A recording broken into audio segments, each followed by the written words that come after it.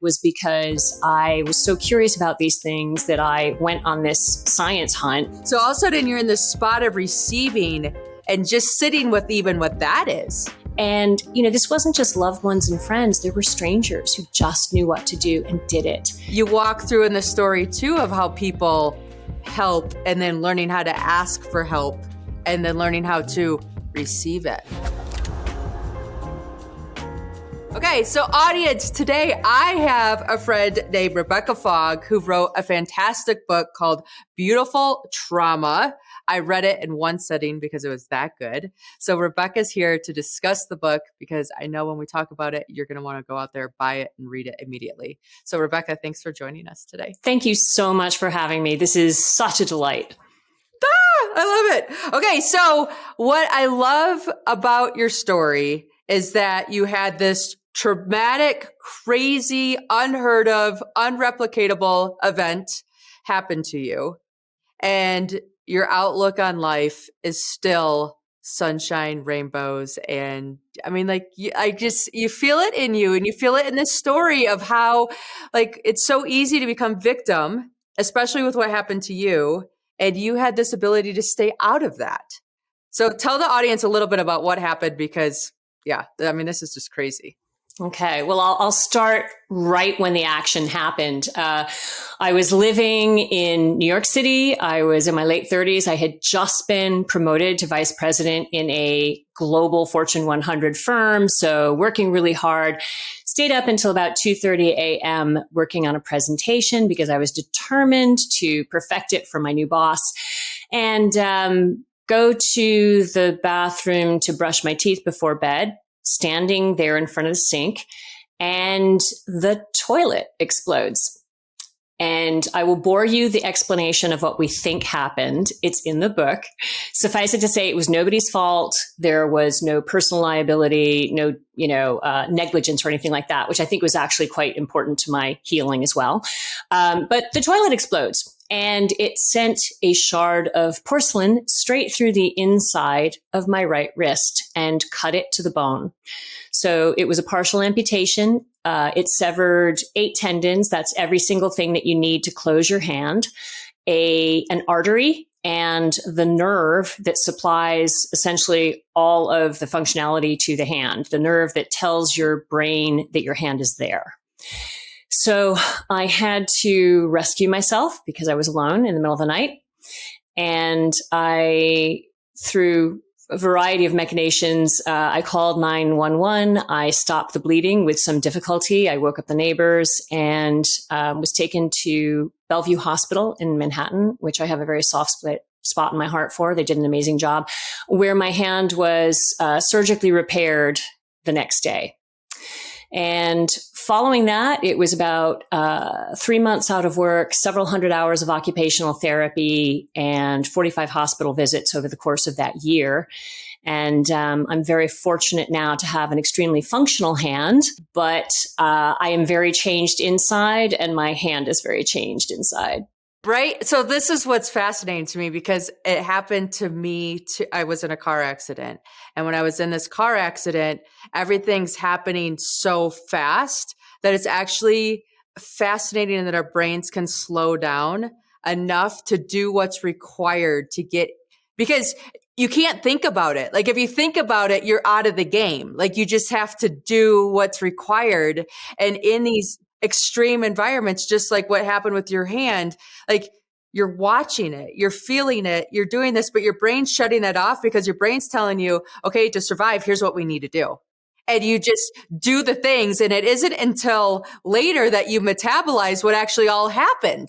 Yeah, absolutely. And that metabolizing process, I think, is still happening. But one of the first things that I wondered was, as soon as I was, cared for, safe in the hospital, all that, I didn't feel any fear from the accident moment until the paramedics arrived. None. I felt no pain until I got to the hospital. And I was dying to know, how could that possibly be true?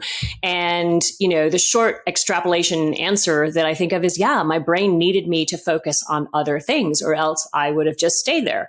And that's one of the things that inspired me to include the science in the book, was because I was so curious about these things that I went on this science hunt and just fell in love with it and wanted all those answers. And I thought that they were incredibly inspiring. Your body is fighting so hard to keep you alive all the time. Our bodies are pro-life. I mean, it's when you really come down to it, it's fascinating at how they can just streamline, hone in, A is A, here's what we need to do.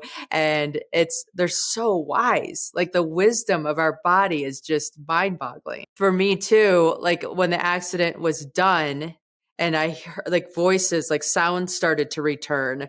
And this voice is yelling at me, "Are you okay? Are you okay?" And it sounds far away and then it's getting closer. And I'm like, oh, he's talking to me. Okay, am I okay? And I didn't even want to look at my body, because I was like, if I saw something I don't want to see, then game over, right? So I closed my eyes and I wiggled my fingers and toes. And I'm like, I can feel my fingers and toes. I'm okay. I'm okay. And then, much like your story, you're in this spot where I think you and I are very similar. We used to be in spots of control and power and perfection, and here's how it's going to be done. And you felt like da da da da da da da. And you're in this spot where people came to the accident scene and they're like, here's my jacket, here's water, here, like they're picking up my stuff that's out of my car, that's all over everywhere, and collecting it for me. And you're like, I don't know their name. I'll never see them again. Like, it is so humbling to be in that spot of receiving, because it's so much more comfortable for me to be in the spot of giving. So all of a sudden you're in the spot of receiving and just sitting with even what that is, right? And allowing that to show up on our lives, which you walk through in the story too, of how people help and then learning how to ask for help and then learning how to receive it. Mm-hmm. Yeah. Yeah. And I mean, you've actually probably hit on the biggest reason why I still have an optimistic outlook on life. And trust me, it's not always puppies and unicorns and rainbows. And, if you do have a penchant for solving problems and controlling, it means you're awfully good at seeing what downsides could happen. But I mean, that overarching thing is the kindness that you're talking about and the generosity that you're talking about happened from the moment of the accident all the way through that year. And I was absolutely astonished. And, one of the things I learned about trauma in studying it for the book was that it will actually affect the people around you. They can be traumatized as well. And so there are some people who I call like first inning players, the ones who know what to do right that moment, and then they might sort of fly and die. There are the second inning players who are a little bit stunned initially, but then like they just come in really strong. And, this wasn't just loved ones and friends. There were strangers who just knew what to do and did it. And I mean, that to me, I'll get verklempt if I like talk about it too much, but it's like, I think adversity is inevitable in life. And this experience taught me that kindness absolutely is as well. And that the smallest kindness can sustain you, and did for me for days. There would be days when I was just going about my occupational therapy and just trying to have enough energy to stay awake, to feed myself, to count the pills or whatever. And someone would just look me in the eye and say something that made me felt seen and made me feel like there was still a me there. And it would sustain me for days. So, you've pointed to that exactly from the moment of your accident, which I've read about and was very, very touched by, the people who step in when you just can't. The people that, see you, right? So there was a family at the accident scene that knew me. So they collected I went to the hospital. They went to my house to say, hey, we saw Jenn, here's stuff from the scene. We just, do you guys need food? Do you need anything? Blah, blah, blah, blah, blah. And my nanny was like, oh, we'll be okay. They're like, she's going to be fine. We just want to let you know. I'm in the hospital by myself. The kids are at home with the nanny. And all of a sudden, like they do all the tests, I'm released from the hospital. That family came to the hospital and waited in the waiting room until I was discharged. And they like drove. It was one of those moments where that level of kindness and giving, like anytime I'm in a bad, like I can do so much, right? I can challenge these mountains. I can go crazy things because I have that memory in my memory bank of what that was like to be loved on like that. And it's like, I can do this. I got this. I have people behind me. Look how I've been supported. This is okay. Right. It changes the game. It really does. And it's like, despite everything that happens, people are going to do that. And, it doesn't mean that, another thing that I learned from the accident and really thinking it through over these years is just having a lot of empathy and compassion for, people who confront others' pain and don't know what to do, So likewise, I suddenly remembered when someone did something and just the right thing for me, I suddenly remembered, all the times when I didn't even see the need. And I had a friend who had, she had knee surgery, and I'm like, why was I not over there every single night taking out the garbage? And so it's sustaining in the hard times. And then it's sustaining when you don't feel like you have the help that you need. We don't always have the help that we need. And it's also, when I see people responding to adversity in a way that I don't understand, I actually now know that the way we responded to adversity, whether it's happening to us or somebody else, it's just a complex variety of factors. It's biological, social, environmental, genetic, and but we can learn. And these experiences, I think they're just the most important in the world. No, it's what connects us. Right. It's now I've been exposed to what this is. So now I see things differently and I know how to plug into situations differently than I would otherwise. Yeah. Yeah. And as different as both of our situations were, I know that there's something that you and I know that's exactly the same. There's something that we know. We've never been in a room together, but because we've seen this, we've had this life and death situation and, we've gone through this recovery. So there's something that we will always understand about each other. Yeah, no, it is. It's a common thread that we'll have to connect. And what brings up another part in your book, which I also have felt in my journey, is when you're on these quests, right? I feel like the life gives us this pivot, and all of a sudden we have this quest that we need to take, and it's you healing your hand and integrating that back into our life as the sole person, right? There isn't this. You understand the value of AA, right? You understand the value of these communities going through these problems together to try to heal and piece things back. And you even talk about it in the book briefly, or at least the conversation I heard with you about 9/11, right? And that trauma and how you could metabolize that trauma with people around you. But when you're in a car wreck and you have to go home and you have to, you're different. You look at everything different, but you don't have anybody to understand that with you. So it's very isolating at times. One of the things I was thinking was just, and one of the reasons I think I wanted to write the book was it was just so, suddenly I felt like I was catapulted to another planet where I didn't know the laws of nature. I didn't know the language. I mean, it was so bizarre being completely alienated even from yourself. And there's this long process of coming back into your body and your life. And then also, you're physically fine, but yeah, it's how do you integrate it into your aspirations and your relationships and all of that? Because, I don't think that we get over trauma or over bereavement or over adversity. You just integrate it. And it's a question of whether, can you thrive afterwards, and how can you help other people too, as well, with your experience?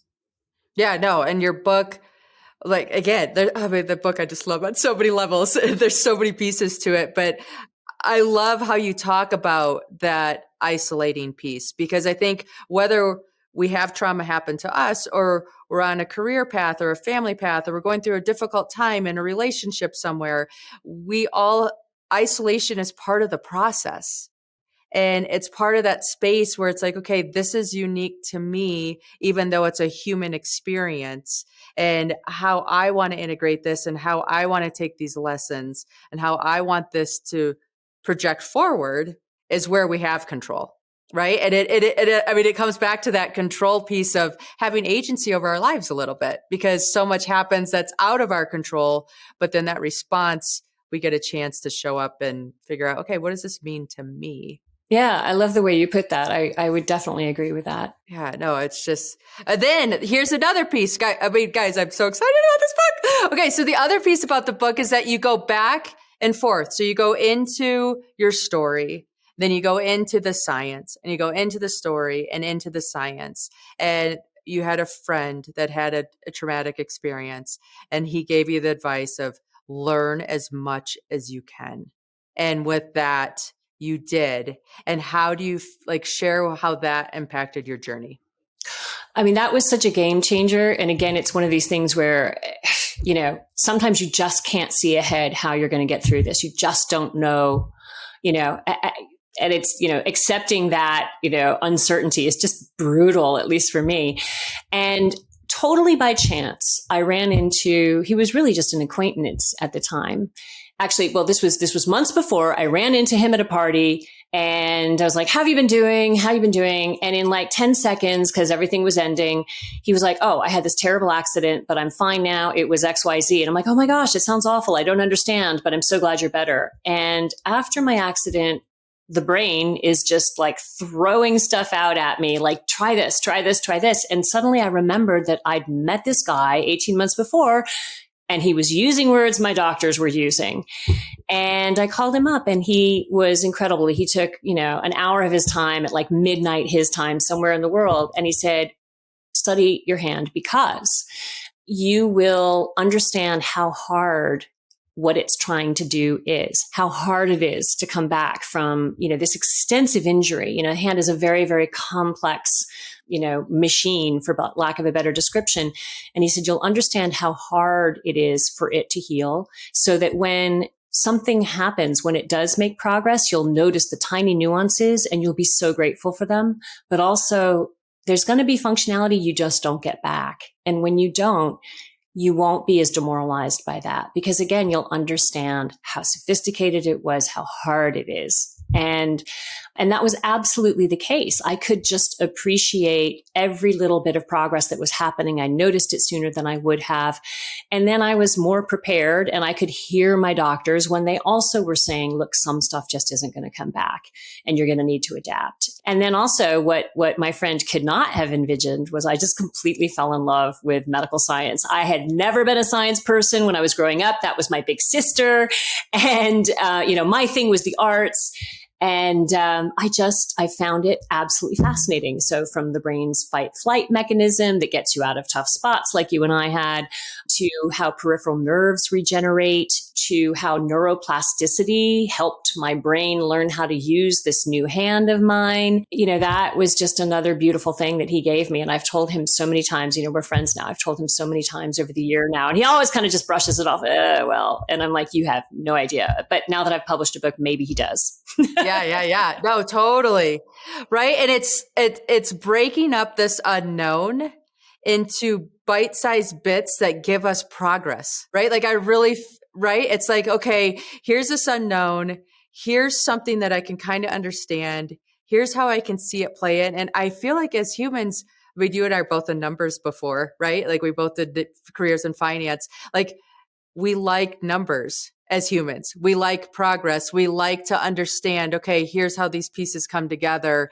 And it sends us on these wild pursuits of knowledge to be able to understand what's going on. I could tell you how many books I've read of people who have gone through like life or death situations, and how they come out on the other side, just so I can understand the story. of like, okay, maybe I can make some thoughts in my own brain of, okay, this is normal. I'm not abnormal. I'm normal. I'm normalized. Yeah, yeah, absolutely. Well, and also the mind-body connection, that fortunately there's a lot of talk about that in entertainment and media these days, but it is a very long process of that integration that we've talked about. And I felt that understanding some of the science behind it. So for instance, what do and don't we know about psychological trauma and what helps? Just understanding some of that really helped me spot phases that I was going through. Like you were saying, in a way, it's a little bit measure what's happening. It gives us a little bit control or just understanding, or just removes that tiny layer of suffering associated with uncertainty. I don't understand all of it. Nobody does, but just to get to know my body better, get to know what my brain was doing better, and I think it also helped my healthcare providers provide me with better care in a sense, because I was a more engaged and aware patient.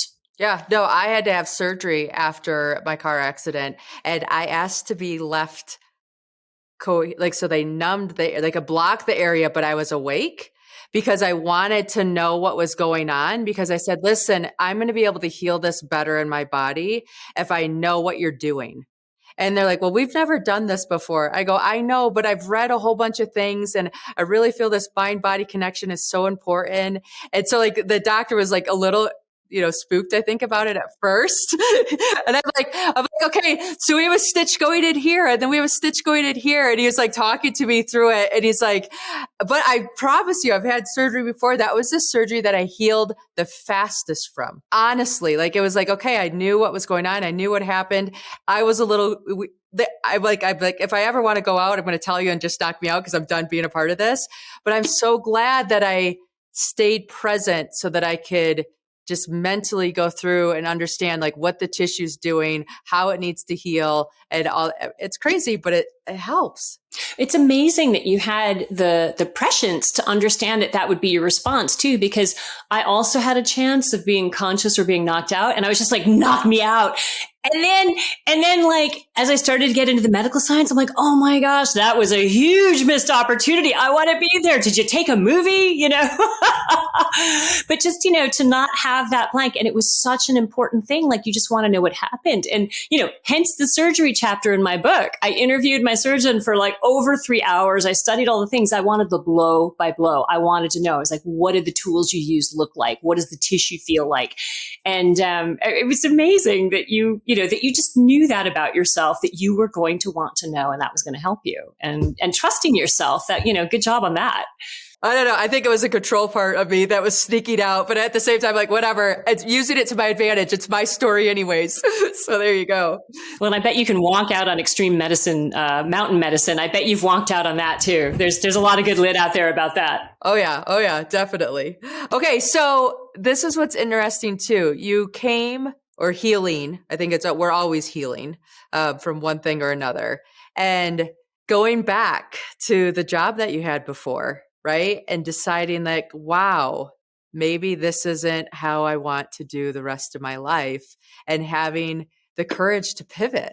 So talk about that, because that's a lot. It was a strange experience. I was happy to go back in the sense that it was a wonderful environment. I cannot tell you how many people I had at every level who were so supportive. And, that's just a pitch toward, remember, if you're part of an institution, you can make a huge difference in an individual's life. So, from that perspective, it was very easy to go back. But as I dove into the work again, it's true. I was motivated by different things, and, I was always going to give my all, because I care about, I've made a commitment to the customer, I've made a commitment to the shareholder and my colleagues and the people who work for me. So you're always going to get my best. But I wanted to do something with what I had learned. And I wasn't even sure exactly what I had learned yet, but it was something about, how to support people going through a crisis, or how to understand, the science behind it, all of that. And it's interesting that you say it was courageous to do. And I struggle with this a lot when people say something is courageous. I'm like, I don't know. I didn't feel like I had a choice. It felt like it was the only way forward. But I definitely didn't know what that thing was going to be. So initially, I started to volunteer at the hospital where I had been a patient. And that was incredibly moving and meaningful to me as well. I just wanted to spend time in a place and with people who were confronting that integration every day. And as I thought about it as like, who knows what's really important, which is a bit of a, a self-righteous way of thinking about it or something. It's not my attitude really, but I wanted to be with people who I guess just, were continually aware of how fragile life was. And so the volunteering was really valuable to me and really reinforced that I wanted to try to do something with this experience. And then there were just a lot of intervening years of experimentation, I would say. So, I needed to work for a living, and I also felt I had a lot to give in that area.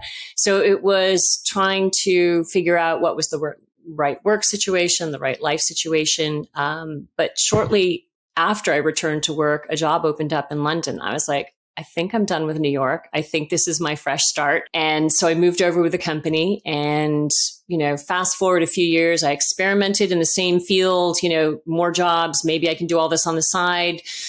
And it didn't sing. And finally, I just decided, all right, I'm finished with that particular, part of my career.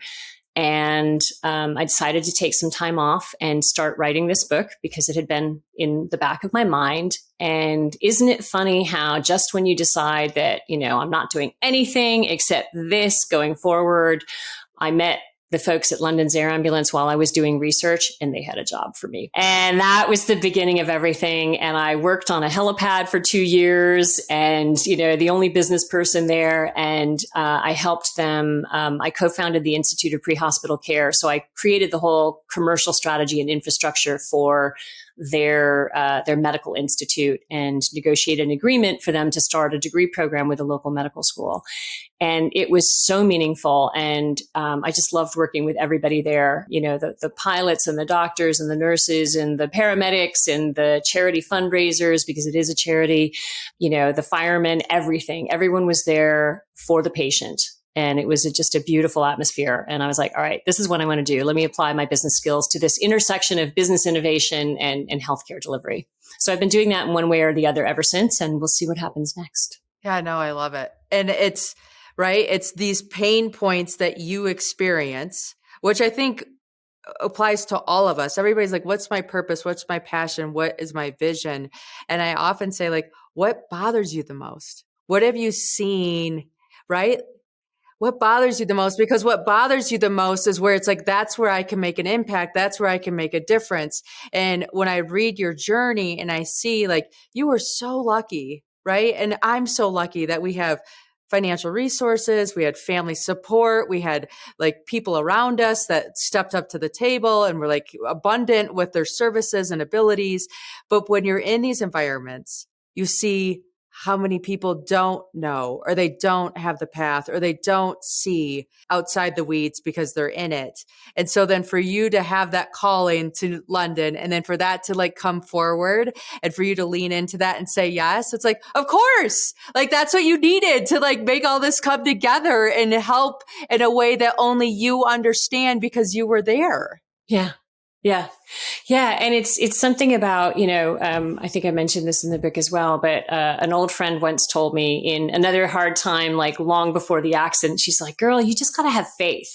And I said, oh, thanks so much. But I'm not really, like, I'm so glad you believe in things, but like, that's really hard for me. I just don't believe everything's going to turn out okay. And she said, oh, I didn't say that.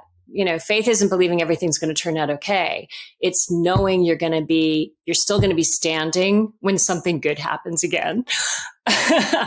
And I think that is, that's a lot of what I learned from the experience. And that is also, the fact that the air ambulance came up, I couldn't have looked for that. I couldn't have known, it's not the kind of job that is advertised in Indeed or, all around. And so I think it is having that faith that even, not that everything's going to turn out okay, but possibilities will happen again. Joy will happen again. Hard times will too, but these good things are going to keep happening. It's humbling, as you say, because, we keep getting to these junctures where we just don't know what to do. they're exhausting. They can be very sad. And then, that's one of the benefits of aging though, too, is you just have also more and more of these examples of how, yeah, that was a rubbish time. And I got through that too. No, we just collect these points that we can look back on and be like, okay, I don't want to repeat that, or I want more of this. And then you just keep building your life to like navigate all these different pieces. And I know, like, for example, for me, when I got out of that car accident, I'm like, why was I saved? Like, why didn't I die? Because everything says I should have, and I'm the one that wasn't. And so then all of a sudden I started like really on that seeking journey of, okay, what's my purpose? What's my purpose? And I would say prior to the accident, I mean, I was doing good. Like life was good. I had a good business. I had the kids. I had all this stuff. But there was a part of me that I needed to be woken up. And I think I needed to be woken up so aggressively that's why the car accident had to happen. Unfortunately, like that's how stubborn and in my ways. I'm like, this is going to happen.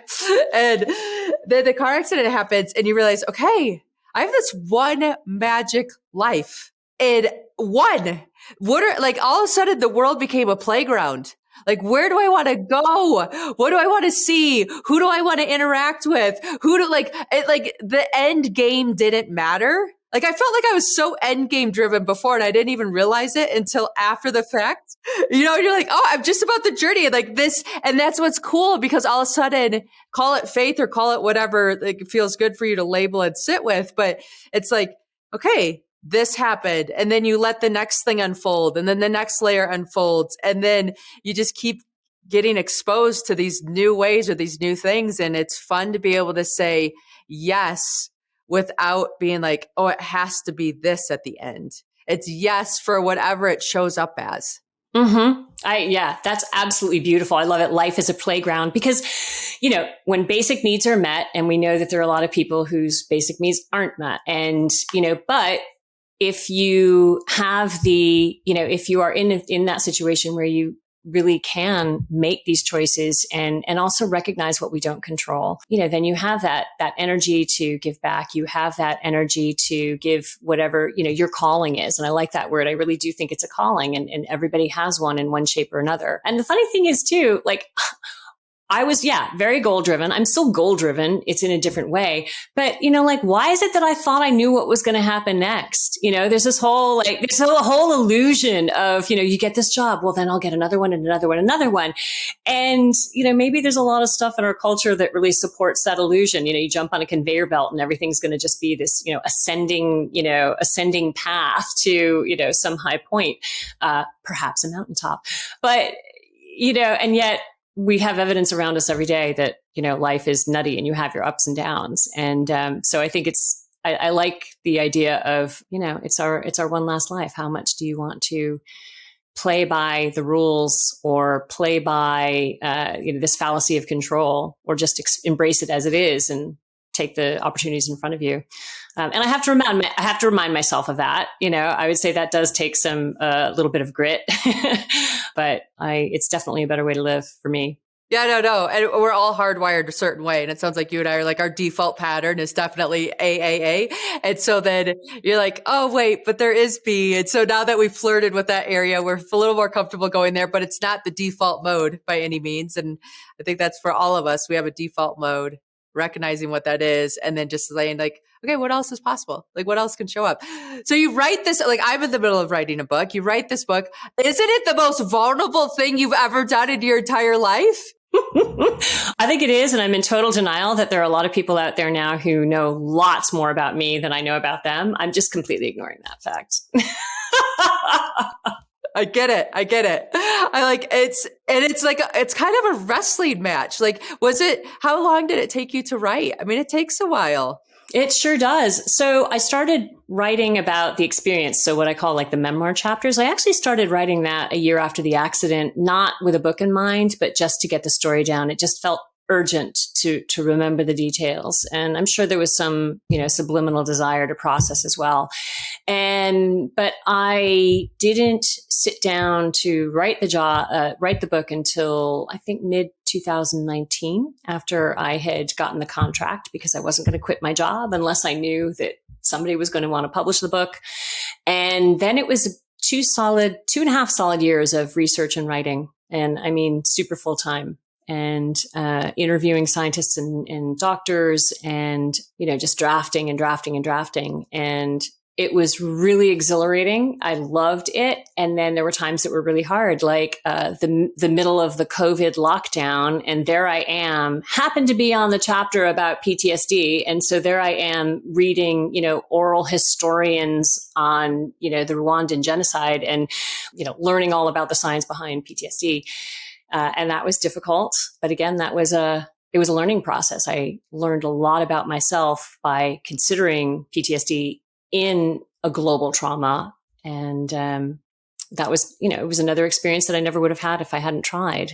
So this was, one of the best decisions I've ever made in my life, was to just sit down and do that. However the book does, it's the process of writing, and the fact that, I've already had some people come back to me and say, I was going through X and I felt exactly the way you did in that chapter. And that alone was just, it blew me away. I was going to write it anyway. And so I just, that I do feel hugely just grateful that people will spend time with it, and that any effort that I could put in, would make a difference to someone, as we all do in the people, you don't have to write a book to make a difference in people's lives, but it's pretty cool to think that you could make a difference in people's lives who you don't even know. Your podcast, I mean, it's phenomenal.